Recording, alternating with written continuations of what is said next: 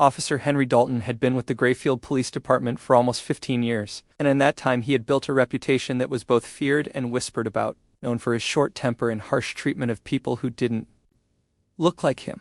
Dalton rarely smiled and never apologized. He believed in control, in order, and most of all, in his own authority. When he saw Alina sitting alone near the back of the room, something in him flared up.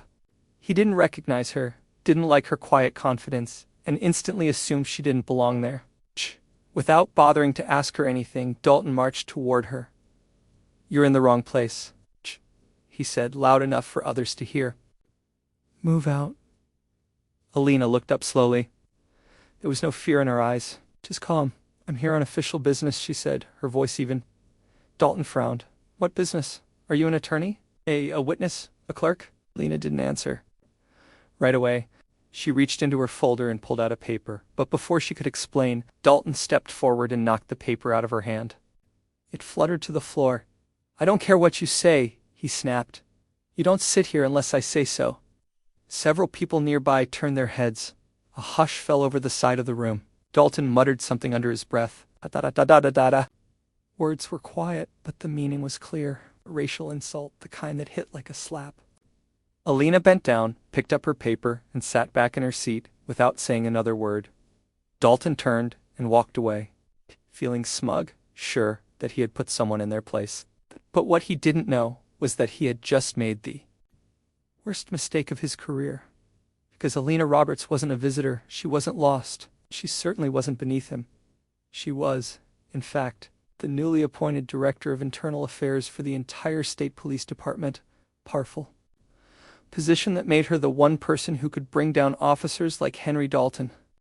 She had come to Grayfield unannounced that day for one reason, to see how this courthouse and its officers treated the public.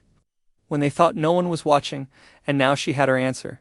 Alina sat silently after the encounter, her hands resting gently on the folder that now felt heavier than ever. Around her, whispers began to stir, but she didn't react. Her eyes remained on the courtroom doors, as if she were waiting for something or someone. The room slowly returned to its rhythm, but the moment had left a mark. Not everyone had seen it, but those who did looked away, either out of fear or habit. To them, she was just another face. But behind the calm eyes of Alina Roberts was a woman who had once been broken by a system she had now returned to change. Years ago, in another city, Alina had watched her own brother be dragged out of a car and beaten by officers during a routine stop. No justice followed, no one was punished. It was the kind of pain that sat in the chest forever. That day, she made herself a promise not just to become someone with power, yes, but someone who would use it when it truly mattered. And now, sitting in that Grayfield courtroom, she saw the same kind of cruelty in Officer Dalton's eyes. The file in her hand was filled with more than court notes. It had complaints, videos, audio recordings, and sealed affidavits. All of it pointed to one man, Henry Dalton. Alina had been building this case for over 4 months, and today was the final piece. But she hadn't expected to be his target. Meanwhile, in the hallway outside, Officer Dalton laughed loudly with another officer. He mocked Alina's calmness, mimicked her posture, and even repeated the slur he had used under his breath, certain no one would challenge him. The other officer gave a weak smile, uncomfortable but unwilling to speak up. Dalton had that effect. On people, he could make a room go quiet just by walking in. No one dared cross him, but this time, he had picked the wrong person. Later that afternoon, the Grayfield Police Department was buzzing with rumors. Officers had heard whispers that someone from the state was visiting. Some said it was an undercover reporter, others thought it was a disciplinary review. Everyone had a theory, and yet none of them imagined the truth. At exactly 3 p.m., every officer in the building was called to the main hall for an emergency briefing. Dalton strolled in. Late as usual, a smirk on his face and a coffee in hand. Still had no idea what was coming. He leaned back against the wall, arms crossed, nodding casually to the officers beside him. The mayor stepped up to the podium, looking serious. Behind him stood a few unfamiliar faces in suits, people from the Capitol, and people who rarely came down unless something big was about to happen. "Ladies and gentlemen," the mayor began, clearing his throat. Today marks a turning point for Grayfield. Dalton barely listened. He scrolled through his phone, checking old messages. I'm honored to introduce the new Director of State Police Internal Affairs, who will be working closely with this department to implement statewide reforms. Dalton finally looked up. Please welcome Ms. Alina Roberts. The room froze. Dalton's smirk vanished from behind the podium. Alina stepped forward, now wearing a dark navy uniform with silver trim. Her badge glimmered under the overhead lights. She walked with quiet authority, every step firm, her gaze. Steady silence wrapped around the room like a storm cloud about to burst. Dalton stood stiff, his mouth slightly open. He had no words because he knew. He remembered her face from the courtroom. He remembered the folder. He remembered the papers he had knocked from her hands and the slur he had spoken, and now that woman was standing at the front of the room with the power to end his career in one sentence. Alina scanned the room and let the silence speak first. Then she said calmly, I came to Grayfield to observe, not to judge. But some truths reveal themselves without needing questions. She opened the folder slowly. The same one he had knocked from her hands. Inside was his name and everything he had tried to hide. The room felt colder now, not because of the temperature, but because of the silence that followed Alina's words. Every officer stood as if cemented to the floor. Only the mayor shifted uncomfortably beside her, unsure whether to speak or stay quiet. Alina's hands didn't tremble as she unfolded the paper. The words written on it weren't new to her. She had read them a dozen times. Complaints from citizens, internal memos, recordings of traffic stops where Officer Dalton's tone was laced with cruelty and contempt. None of it surprised her, but today, the truth would no longer be buried in a drawer. Officer Henry Dalton, she said, not loud but clear, you are now under formal review for multiple violations of professional conduct, including harassment, intimidation, and excessive use of force. You are suspended effective immediately. A quiet gasp rippled through the room. Dalton's eyes darted toward the exit. For a split second, it looked like he might just walk out, but then he stiffened, as if remembering his pride. He forced a laugh that didn't sound human, and stepped forward. This is a joke, he said loudly. You think you can just walk in here and throw accusations? Based on what? Rumors? Alina turned toward him, her voice still calm. Based on 27 citizen complaints, 5 internal warnings, and 1 court appearance this morning where you kicked the chair of a state officer and muttered a racial slur. Dalton's face turned white. He looked around, expecting someone to stand with him. No one did. Alina placed a flash drive on the podium. There's audio from the courtroom and security footage. It's already been sent to the state office. Dalton clenched his jaw. So you came here pretending to be a nobody just to trap me. Alina's gaze didn't shift. I didn't pretend to be anything. I came to see the truth with my own eyes. You revealed it willingly. The room remained still. No one defended him. Even those who used to laugh at his jokes now looked at the floor, their shame burning into their boots. Dalton's voice cracked. You can't do this to me. I've been here for 15 years. And in those 15 years, Alina replied, you've harmed more people than you've helped. That ends today. As 2 internal affairs agents approached him, Dalton took a step back. You're making a mistake. You don't know what you're doing.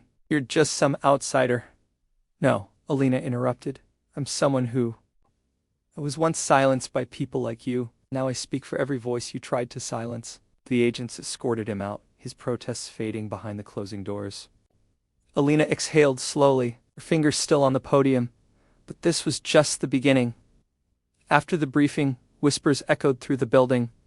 Some officers packed their desks quietly. Others sat alone, staring at their reflections in computer screens. For years, Grayfield PD had been ruled by silence and fear. But now that spell had been broken.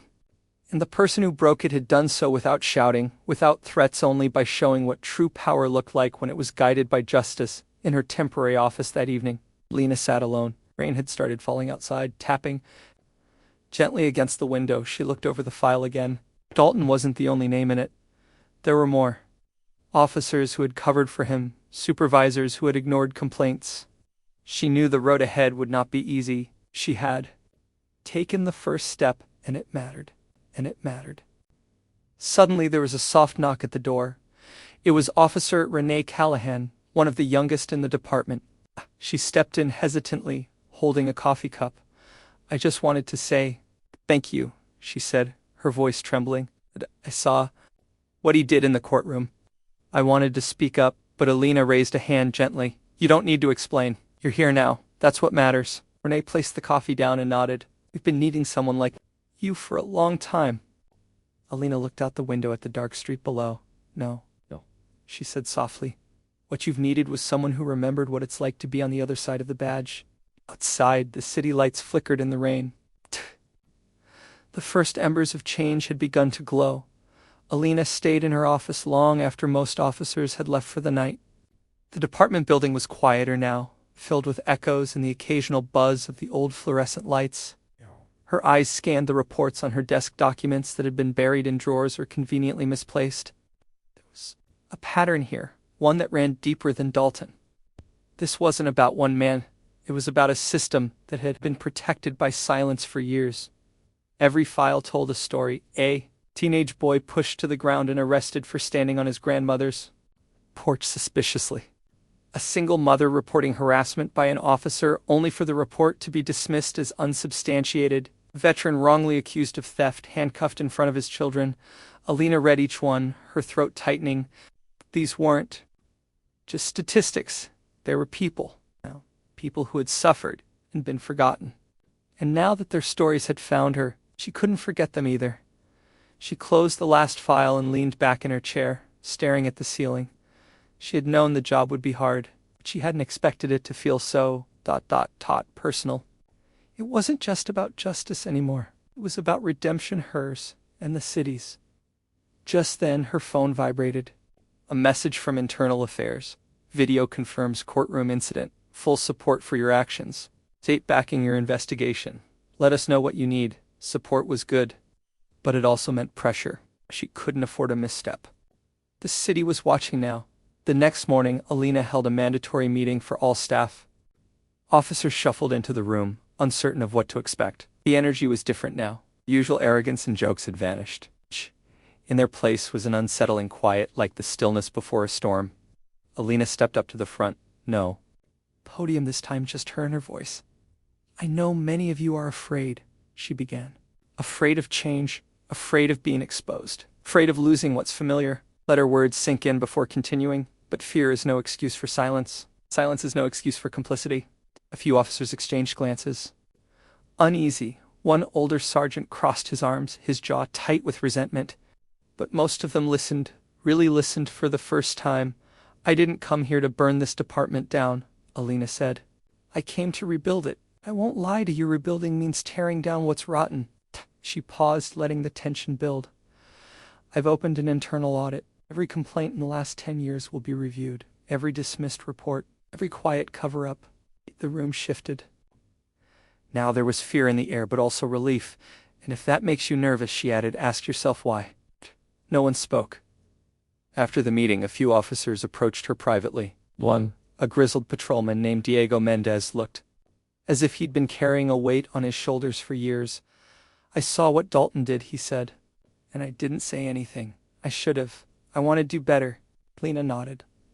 "Start by telling the truth." Diego lowered his head. "You should look into Sergeant Klein. He covered for Dalton more times than I can count. He's not just part of the problem, he is the problem." That night, Alina added a new name to her list. Meanwhile, in another part of town, in a rundown apartment cluttered with unpaid bills and old takeout containers, Dalton sat alone. His uniform was gone. His phone had stopped ringing.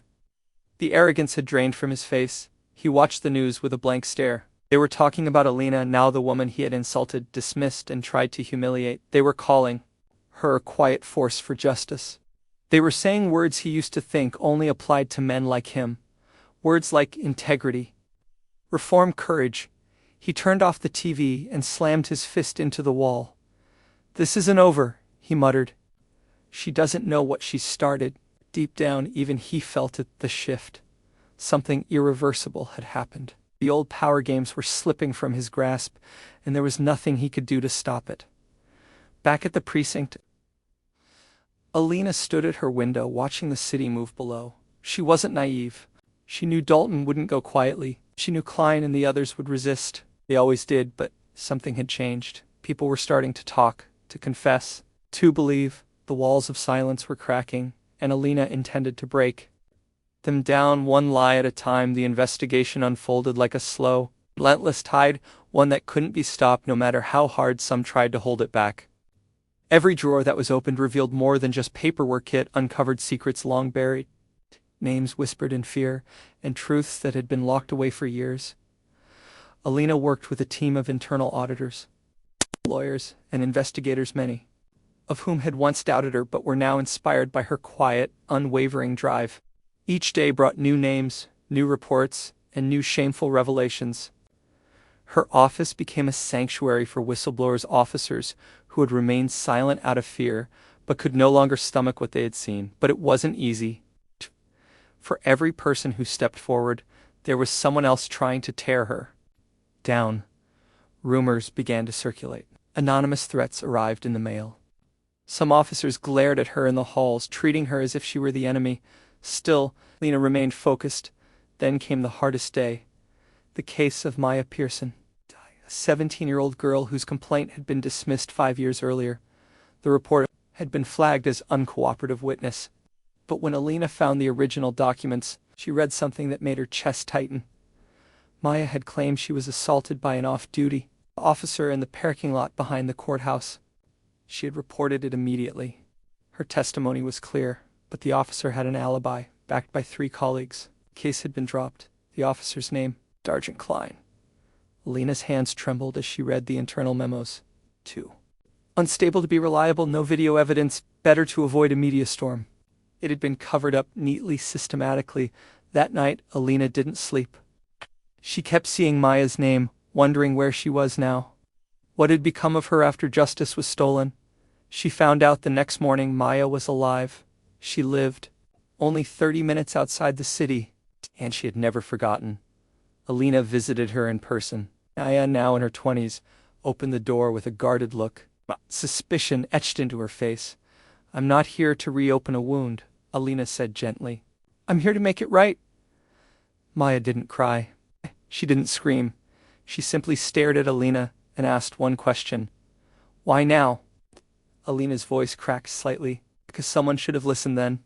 Because justice doesn't expire just because time passed." They talked for hours. About the case. About the aftermath. About the night Maya stopped believing in good cops. By the end of it, Maya agreed to testify. When the charges were finally filed against Sergeant Klein, the city was stunned. He had always walked with power, untouched and unquestioned. His empire of silence was crumbling. Dalton was next. The courtroom was filled again, just like the day Alina first walked in. But this time it was Dalton on trial. The video from that day had gone viral. It wasn't just an internal issue anymore, it was national. Dalton sat rigid in the defendant's chair, surrounded by cameras, reporters, and citizens who had grown tired of watching injustice go unpunished. Alina didn't testify that day. She didn't need to. The truth was already loud enough. Dalton's conviction sent a message, not just to the department, but to the city, that no one was above the law, that even the most protected could fall. That change wasn't a myth, it was happening in Alina. She didn't celebrate. There were no speeches, no parades, no grand gestures. She simply returned to her desk, poured a cup of coffee, and opened another file, because the work wasn't over. In the months that followed, the department transformed. Reforms were passed. Community review boards were established. Officers were retrained. People started to trust again. Victims returned, knowing they'd be heard. Young recruits looked up to Alina not out of fear, but out of admiration. Maya. She began speaking publicly, not about what had been done to her, but about how she found her voice again. Her story became a symbol of courage, and her partnership with Alina grew into a bond that helped other survivors come forward. One morning, a small envelope appeared on Alina's desk. Inside was a single note handwritten in simple black ink. "Because of you, I believe again. Thank you." Alina held the note close, her eyes misting as the weight of the words settled into her heart. She didn't need fame. She didn't want applause. She wanted a city where truth mattered, and that city was finally beginning to rise. Outside her window, the streets of Greenridge moved like veins, people flowing, living. It wasn't perfect, but for the first time in a long time it felt like hope.